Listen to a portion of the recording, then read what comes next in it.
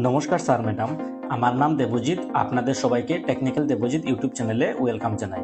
Sir madam, এই ভিডিওতে আমি আপনাদেরকে দেখাবো কিভাবে আপনারা শিক্ষা সেতুতে ট্রেনিং, মিটিং বা অন্য কোনো আউট অফ স্কুল অ্যাক্টিভিটি এর জন্য লিভ অ্যাপ্লাই করবেন।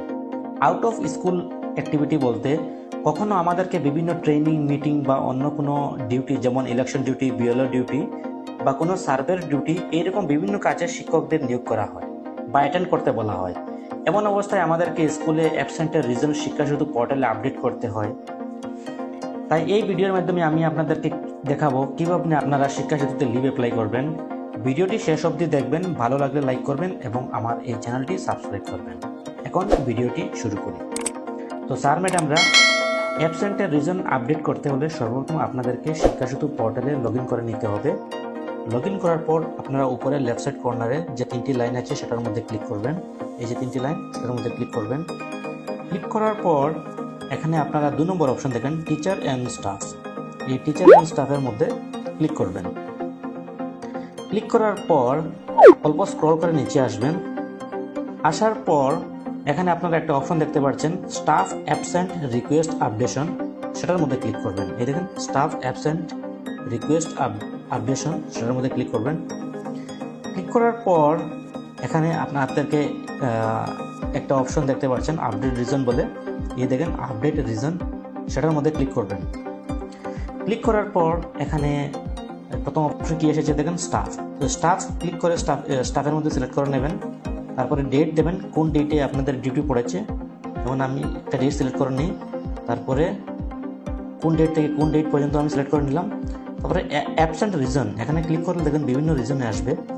এখান থেকে আপনাদের যা ডিউটি পড়ে সেটার মধ্যে ক্লিক করে নেবেন। যেমন ট্রেনিং, এখানে কী কী আছে দেখেন, training, election duty, OD, meeting half day, meeting full day, hearing, census duty, examination duty, আপনাদের যা পড়ে সেটা সিলেক্ট করে নেবেন।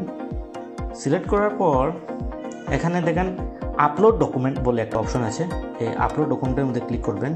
ক্লিক করার পর আপনাদেরকে একটা অর্ডার দেবে, যে অর্ডার কপি দেবে সেই অর্ডার কপিটা আপনাদেরকে কিন্তু এখানে সিলেক্ট করতে হবে। আমি এখানে ক্লিক করে অর্ডার কপিটা সিলেক্ট করে নিই। তো সিলেক্ট করার পর এখানে আপনি অর্ডার কপিটা সিলেক্ট করে নেবেন। সিলেক্ট করার পর এখানে সাবমিটের মধ্যে ক্লিক করবেন। সাবমিটের মধ্যে ক্লিক করলেই সেটা রিজনটা আপডেট হয়ে যাবে। কিন্তু কাজটা এখনও এখানে শেষ হয়নি। সেটা আপনাদেরকে কি করতে হবে, অ্যাপ্রুভও করতে হবে। তো স্যার ম্যাডামরা, সাবমিট করার পর আপনাদেরকে 1 ঘন্টা অপেক্ষা করতে হবে, কেন কি 1 ঘন্টা পর সেটা আপডেট হয়। তো আপডেট হওয়ার পর আপনাদেরকে কি করতে হবে, আবার শিক্ষা সেতু পোর্টালে লগ ইন করে নিতে হবে। লগ ইন করার পর সেম প্রসেসে আপনারা টিচার অ্যান্ড স্টাফের মধ্যে ক্লিক করবেন। ক্লিক করার পর এখানে আবার স্টাফ অ্যাবসেন্ট রিকোয়েস্ট আপডেশনের মধ্যে ক্লিক করবেন। স্টাফ অ্যাবসেন্ট রিকোয়েস্ট আপডেশন, সেটার মধ্যে ক্লিক করবেন।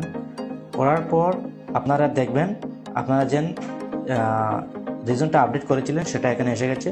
এখানে দেখেন আপনাদেরকে 2টা অপশন এসেছে, অ্যাপ্রুভ অ্যান্ড রিজেক্ট। তো আপনারা অ্যাপ্রুভ মধ্যে ক্লিক করলে সেটা কিন্তু অ্যাপ্রুভ হয়ে যাবে, আর রিজেক্টের মধ্যে ক্লিক করলে সেটা রিজেক্ট হয়ে যাবে।